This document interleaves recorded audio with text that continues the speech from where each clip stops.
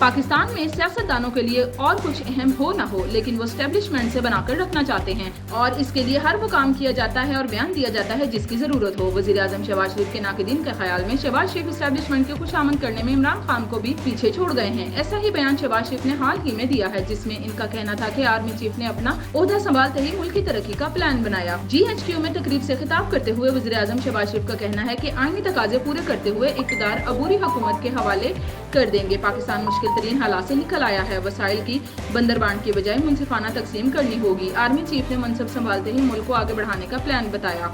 वजीर आजम शहबाज शरीफ ने कहा कि शहदा और गाजियों ने मुल्क की दिफा के लिए अजीम कुर्बानियां दी हैं। कुर्बानियों का पाकिस्तान के मारज़ वजूद में आने से आज तक सिलसिला जारी है। शहदा और गाजियों ने आंखों में आंखें डालकर मौत का मुकाबला किया। खून से लिखी तारीख क़यामत तक एहसास दिलाएगी।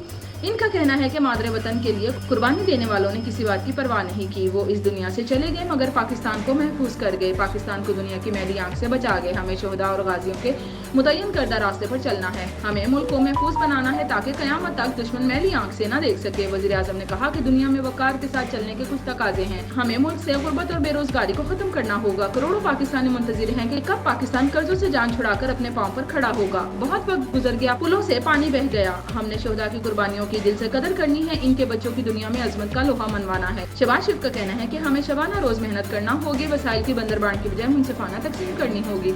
शहदा की रूहें पुकार रही हैं कि कब पाकिस्तान का पाकिस्तान बनेगा। ये काम रातों रात नहीं होगा। उन्होंने कहा कि कल हमारी हुकूमत की मुद्दत पूरी हो जाएगी, यानी तकाजे पूरे करते हुए इक़्तिदार अबूरी हुकूमत के हवाले कर देंगे। जाने से कबल मरबूत और जामिया तरक्की व खुशहाली का निज़ाम सामने आ चुका।